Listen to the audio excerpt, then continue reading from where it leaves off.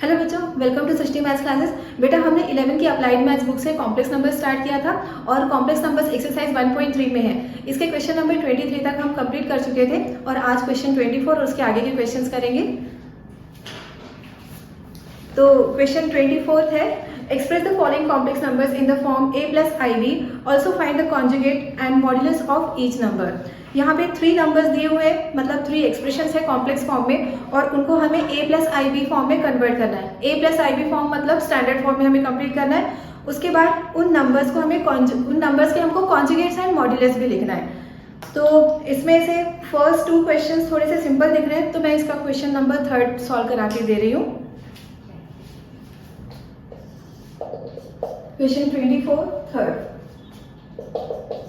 1 plus 7i upon 2 minus I the whole square. ये expression है, इसको हमें सिंप्लीफाई करके 3 काम करने। फर्स्ट, इसको a plus i b form में कन्वर्ट करना है। सेकेंड, इसका कॉन्जुगेट फाइंड करना है और थर्ड, इसका मॉड्यूलस भी हमको फाइंड करना है। तो सबसे पहले बेटा इस डिनोमिनेटर को हम एक्सपैंड कर लेंगे। 1 प्लस 7i अपॉन, और डिनोमिनेटर को एक्सपैंड करने के लिए a minus B the whole square identity use करेंगे। a square minus 2ab plus b square, तो ये हो जाएगा 2 square minus 2 into 2 into i plus i square. 1 plus 7i upon 2 square is 4, i square is -1। इस term को मैंने पहले लिख दिया और ये मिडिल टर्म है 2 टू 4i, इसे मैंने लास्ट में लिख दिया। 1 plus 7i upon 4 minus 1 3 minus 4i। तो इसे मैंने एक्सपैंड कर लिया। एक्सपैंड करने के बाद भी डिनोमिनेटर में हमको अभी कॉम्प्लेक्स नंबर दिखाई दे रहा है, तो अब इस कॉम्प्लेक्स नंबर का कॉन्जुगेट लेकर हमें न्यूमरेटर और डिनोमिनेटर में मल्टीप्लाई करना होगा ताकि डिनोमिनेटर से इमेजिनरी पार्ट हट जाए। तो इसका कॉन्जुगेट मिलेगा हमको 3 प्लस 4i। अब न्यूमरेटर में हम मल्टीप्लिकेशन करते हैं, 1 मल्टीप्लाई होगा इन दोनों टर्म्स के साथ 3 प्लस 4i, फिर 7i को भी दोनों से मल्टीप्लाई करना है। 7 3 21i plus 7 4 28i square upon a minus b into a plus b, ये होगा a square minus b square. Numerator के रियल पार्ट्स हम एक साथ ले लेते हैं, तो रियल पार्ट्स में कौन कौन से टर्म्स मिलेंगे। एक तो 3 होगा और सेकेंड 28 आई स्क्वायर। आई स्क्वायर की वैल्यू -1 होती है, तो ये आ जाएगा 3 minus 28 plus 4i plus 21i, इनका सम आएगा 25i। Denominator is 9 plus 16। अब ये प्लस कैसे हो जाएगा, माइनस साइन तो पहले से ही है, फिर आई स्क्वायर का साइन भी -1 आएगा, तो ये माइनस माइनस प्लस हो जाएगा। 9 plus 4 square is 16 minus 25 plus 25i upon 25। अब यहाँ पे एक एक टर्म हम सेपरेट कर लेंगे ताकि रियल और इमेजिनरी पार्ट्स सेपरेट सेपरेट दिखाई दें। Minus 25 upon 25 plus 25i upon 25, ये कैंसिल हो गए, ये भी कैंसिल हो जाएंगे, तो रियल पार्ट हमको -1 मिल रहा है और इमेजिनरी पार्ट +1 दिख रहा है। इमेजिनरी पार्ट मतलब कोएफिशिएंट ऑफ आई, आयोटा का जो कोएफिशिएंट होता है वो इमेजिनरी पार्ट होता है। अब हमको इसका लिखना है conjugate. Its conjugate is -1 minus i. ये एक फर्स्ट तो हमने इसको a प्लस आई बी में रिप्रेजेंट कर लिया, फिर इसका कॉन्जुगेट लिखना था वो भी लिख लिया। अब हम फाइंड करेंगे इसका मॉड्यूलस। मॉड्यूलस फाइंड करने के लिए रियल और इमेजिनरी पार्ट्स के स्क्वायर्स का सम लेकर फिर उसका स्क्वायर रूट लेना होता है। तो ये करेंगे -1 square plus 1 square, 1 square plus 1 square equals to. अब करेंगे हम क्वेश्चन 25। क्वेश्चन 25 में लिखा हुआ है, if z1 equals to 2 minus i and z2 equals to -2 plus i. z1 equals to 2 minus I and z2 equals to -2 plus I। तो ये दो कॉम्प्लेक्स नंबर्स हमको दे दिए गए हैं और यहाँ पर 3 क्वेश्चंस है बेटा, 3 एक्सप्रेशंस हमको फाइंड करने हैं। फर्स्ट पार्ट लिखा हुआ है IM of z1 into z2 upon z1।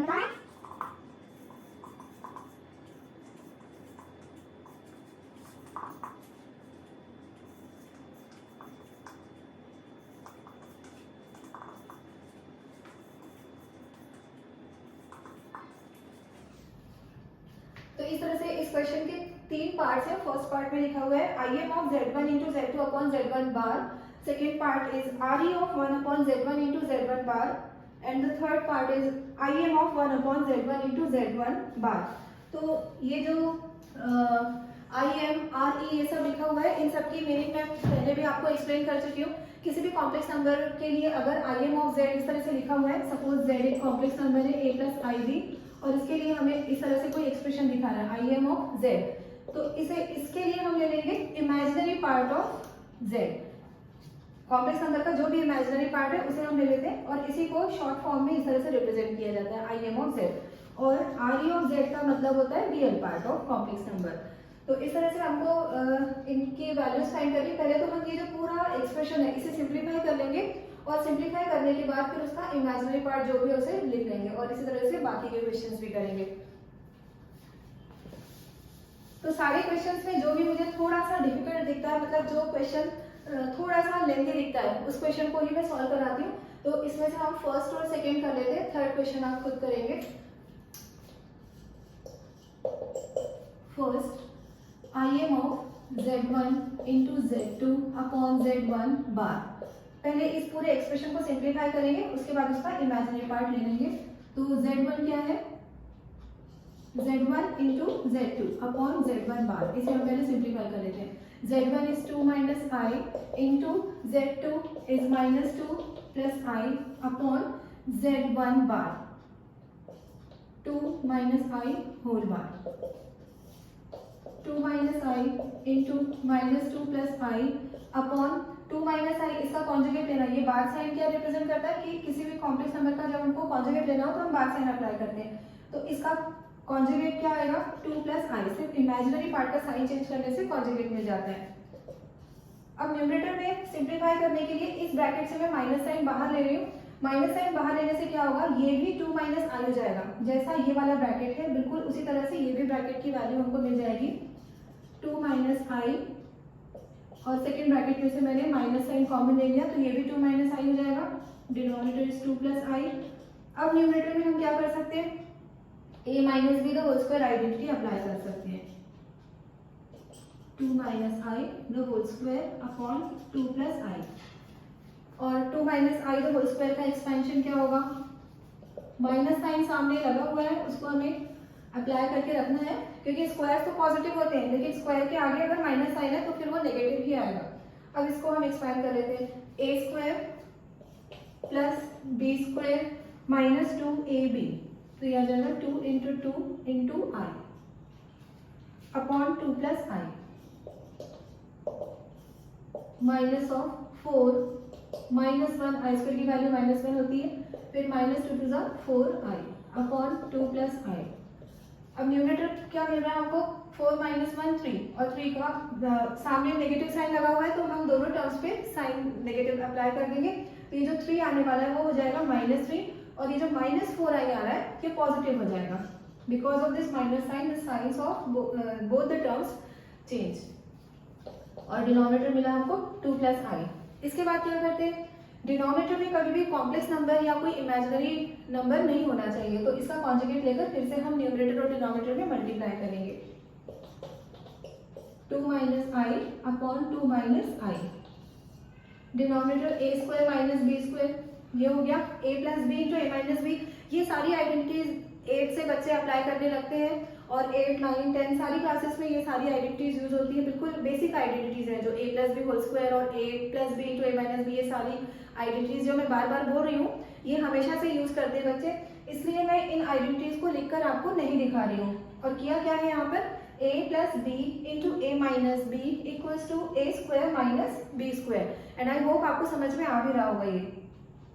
अब न्यूमरेटर को मल्टीप्लाई करना है, तो किस तरह से मल्टीप्लाई करेंगे, जैसे अलजेब्रिक एक्सप्रेशंस आपस में मल्टीप्लाई होते हैं उसी तरह से मल्टीप्लाई करेंगे। -3 इन दोनों टर्म्स के साथ मल्टीप्लाई होगा, -6 प्लस 3i ये मिल गया हमको, फिर 4i भी दोनों टर्म्स के साथ मल्टीप्लाई होगा, 4 टू ज़ा 8i माइनस 4i स्क्वायर। अब i स्क्वायर का साइन होता है नेगेटिव, तो ये माइनस माइनस प्लस 4 हो जाएगा, -6 प्लस 4 वैल्यू मिल रही है हमको -2, -6 एंड प्लस 4 इज -2, फिर यहाँ पर नंबर आ जाएगा 11i, और डिनोमिनेटर क्या हो जाएगा, आई स्क्वायर का साइन नेगेटिव होता है, -1 आता है, तो -1 इज +1 प्लस 4, 2 स्क्वायर इज 4, तो 4 + 1 5। तो इस तरह से हमको ये कॉम्प्लेक्स नंबर अभी मिल गया है और इसको हम स्टैंडर्ड फॉर्म में लिख लेते हैं। रियल एंड इमेजिनरी पार्ट्स को सेपरेट करके लिखना होगा। -2/5 प्लस 11/5 आई। इसमें से हमको कौन सी वैल्यू लिखनी थी? इमेजिनरी पार्ट, यहाँ लिख लेते हैं। Now imaginary part of z1 into z2 upon z1 bar equals to imaginary part of -2/5 plus 11/5 I equals to 11/5. So this is the final answer. अब इसी क्वेश्चन का सेकेंड पार्ट भी हम जल्दी से कर लेते हैं। RE of 1/z1 into z1 bar। RE of 1/z1 is 2 minus I into z bar। z bar के लिए इसका कॉन्जुगेट लेना होगा 2 plus I। Real part of 1/, यहाँ पर ये दोनों कॉम्प्लेक्स नंबर्स मल्टीप्लाई होने वाले हैं। a minus b into a plus b identity use होगी, तो ये हो जाएगा a² minus b²। RE of 1/2² is 4 and minus I² is -1। RE of 1/4 plus 1, 4 plus 1 ये मिल रहा है 5। अब देखिए बेटा, इसका हमको रियल पार्ट लिखना है और यहाँ पर कॉम्प्लेक्स नंबर के नाम पे सिर्फ रियल पार्ट ही बचा हुआ है, इमेजिनरी पार्ट तो इसका कुछ है ही नहीं। तो इसको हम पहले इस तरह से लिख सकते हैं। कॉम्प्लेक्स फॉर्म में जब लिखेंगे तो ये रियल पार्ट हो गया 1/5 और इमेजिनरी पार्ट में कुछ भी नहीं है, तो हमने लिख लिया +0 into I। अब इसका हमको रियल पार्ट लेना था, तो क्या है रियल पार्ट? 1/5। अब देखिए question 26, find the real values of x and y if first x plus iy into 2 minus 3i equals to 4 plus i। यहाँ भी दो क्वेश्चंस हैं, तो दो क्वेश्चंस में से मैं फर्स्ट क्वेश्चन सॉल्व करा रही हूँ। क्वेश्चन 26, x एंड y इनकी वैल्यूज हमको फाइंड करनी है और क्वेश्चन है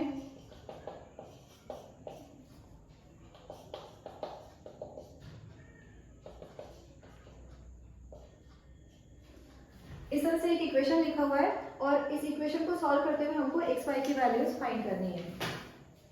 तो यहाँ क्या करेंगे बेटा, लेफ्ट हैंड साइड में हम देख रहे हैं कि ये दो कॉम्प्लेक्स नंबर्स का प्रोडक्ट है। फर्स्ट फैक्टर भी एक कॉम्प्लेक्स नंबर है, सेकंड फैक्टर भी कॉम्प्लेक्स नंबर है। पहले तो दोनों कॉम्प्लेक्स नंबर्स को मल्टीप्लाई कर लेंगे और उसके बाद हमको x y की वैल्यूज मिलेंगी और किस तरह से मिलेंगी मैं आपको सॉल्व करके दिखा रही हूँ। मल्टीप्लीकेशन किस तरह से होगा, x मल्टीप्लाई होगा इन दोनों से 2x minus 3x into I, फिर आई वाई को मल्टीप्लाई करेंगे इन दोनों से +2y plus minus minus 3y into I² equals to 4 plus i. Implies यहाँ पर हम जितने भी रियल नंबर्स हैं उनको एक ब्रैकेट में ले लेंगे, टर्म्स को रीअरेंज करेंगे और जो रियल पार्ट है, जो रियल नंबर्स है उनको एक ब्रैकेट में ले लेंगे और इमेजिनरी नंबर्स को दूसरे ब्रैकेट में ले लेंगे। तो रियल नंबर्स में क्या क्या है यहाँ पर, एक तो है 2x, फिर यहाँ से भी हमको रियल नंबर मिलने वाला है। किस तरह से रियल नंबर मिलेगा, I² होता है -1, माइनस इंटू माइनस प्लस हो जाएगा ये और फिर ये हो जाएगा 3y, 2x plus 3y। This will be the real part of this complex number.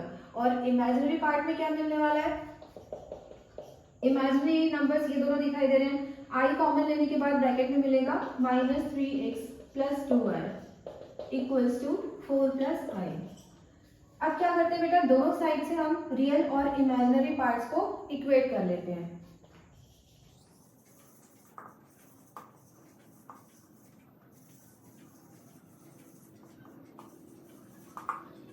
To x plus 3y equals to 4।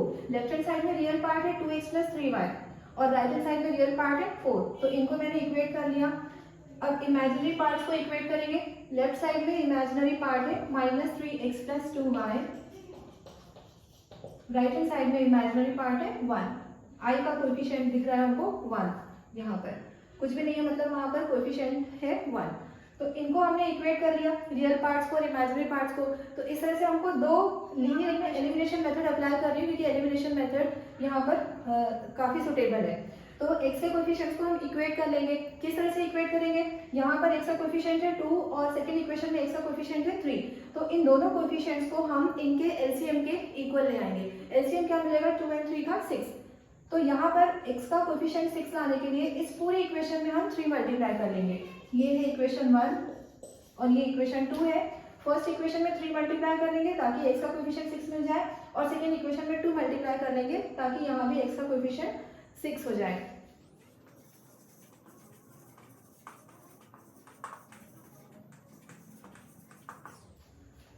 तो अब 3 मल्टीप्लाई करना है तो सारे टर्म से मल्टीप्लाई करेंगे। 3 2 6x, 3 3 9y इक्वल्स टू 3 4 12, और सेकेंड इक्वेशन में 2 मल्टीप्लाई करेंगे तो ये 2 भी सारे टर्म्स के साथ मल्टीप्लाई होगा। 2 3 6x, और साइन का भी हमको ध्यान रखना है, जो नेगेटिव है वो नेगेटिव होगा, पॉजिटिव टर्म्स पॉजिटिव रहेंगे। यहाँ पर आ जाएगा 2 2 4y इक्वल्स टू 2 1 2। अब इन दोनों इक्वेशंस को हमें ऐड करना होगा। x के कोएफिशिएंट्स हमको सेम दिख रहे हैं और इनके साइन ऑपोजिट भी दिख रहे हैं, तो ऐड करने से x एलिमिनेट हो रहा है और y जो y वाले टर्म्स बचे हैं इनको ऐड कर लेंगे। 9y + 4y is 13y equals to 12 + 2 14। तो अब हमको मिल रही है value 13y equals to 14। Cross multiplication से y की वैल्यू मिल जाएगी 14/13। तो इस तरह से अभी तो हमको y मिला है। y के बाद अब x की वैल्यू फाइंड करने के लिए y की इसी वैल्यू को हम इक्वेशन 1 या 2 कहीं पर भी पुट करें।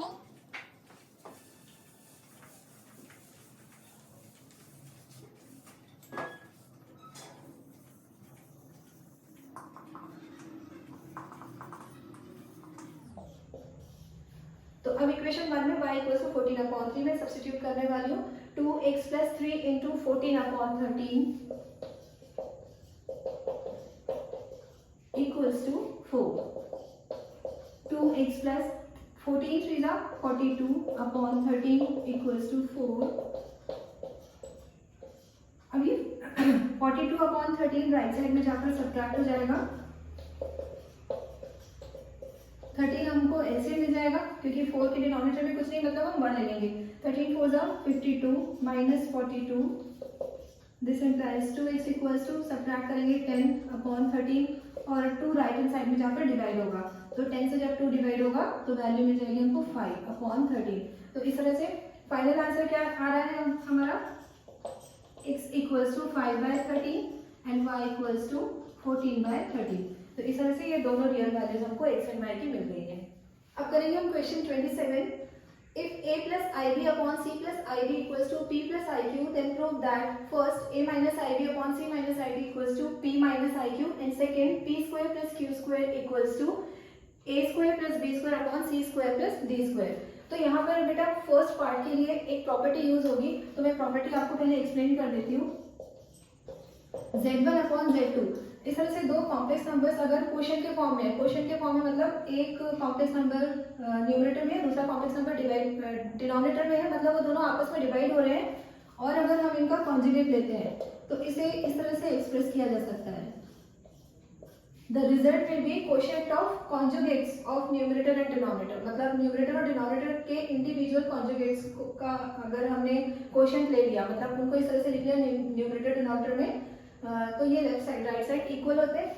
तो यहाँ पर भी मैं यही करने वाली हूँ, दोनों साइड पे हम डायरेक्टली कॉन्जुगेट ले लेंगे। ये जो गिवन पार्ट है इसके लेफ्ट साइड राइट साइड में हम कॉन्जुगेट ले लेंगे। a + ib upon c + id equals to p + iq। तो अब हमको करना क्या है, दोनों साइड पे कॉन्जुगेट ले लेना है। यहाँ पर आप पहले स्टेटमेंट लिख लेना, taking conjugate on both sides, और उसके बाद फिर इस तरह से हम कॉन्जुगेट ले लेंगे।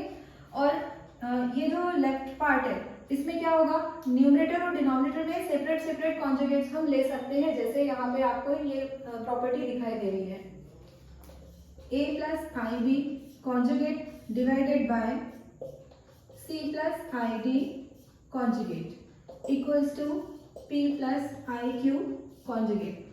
और कॉन्जुगेट किस तरह से लिया जाता है आपको बहुत अच्छे से मालूम है, सिर्फ हमको इमेजिनरी पार्ट का साइन चेंज कर देना होता है। a - ib upon c - id equals to p - iq। तो इस तरह से हमारा फर्स्ट पार्ट प्रूफ हो गया है, और सेकेंड पार्ट भी बिल्कुल इसी तरह से हम करेंगे। सेकेंड पार्ट के लिए भी एक प्रॉपर्टी होती है, वो मैं आपको बता देती हूँ। Z1 अपॉन Z2, फिर से दो कॉम्प्लेक्स नंबर्स हैं जो क्वोशिएंट के फॉर्म में, मतलब न्यूमरेटर और डिनोमिनेटर में है। अगर हम इनका मॉड्यूलस लेते हैं तो ये इनके इंडिविजुअल मॉड्यूलस के क्वोशिएंट के इक्वल होगा। न्यूमरेटर और डिनोमिनेटर के हम इंडिविजुअल मॉड्यूलस ले सकते हैं। Z1 upon Z2 whole mod equals to Z1 mod upon Z2 mod, इस तरह से हम इनको लिख सकते हैं। ये प्रॉपर्टी होती है। तो इस प्रॉपर्टी को हम ये जो मेन एक्सप्रेशन हमें दिया हुआ है इसके लिए अप्लाई करने लेंगे।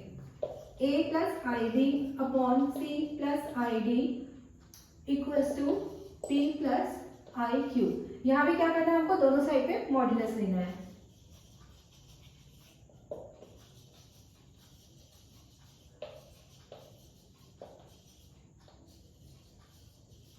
Taking modulus on both sides, a plus ib upon c plus id whole mod equals to p plus iq whole mod।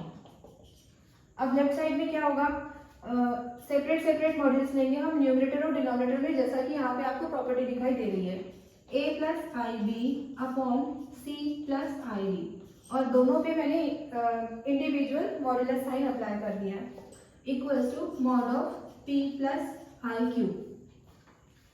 अब क्या होगा, यहाँ पे न्यूमरेटर का मॉड्यूलस क्या मिलेगा, मॉड्यूलस के लिए हम क्या करते हैं, square root of sum of squares of real and imaginary parts, ये लेते हैं।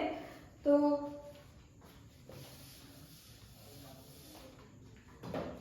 यहाँ हम सॉल्व कर लेंगे। इसका मॉड्यूलस हमको मिलने वाला है square root of a square plus B square, और डिनोमिनेटर का modulus under root of c square plus D square. Real और इमेजिनरी पार्ट्स के स्क्वायर का हमने सम ले लिया और फिर उसका स्क्वायर रूट ले लिया। राइट साइड में भी यही करना होगा, square root of p square plus Q square. अब दोनों साइड पे हम स्क्वायरिंग करेंगे।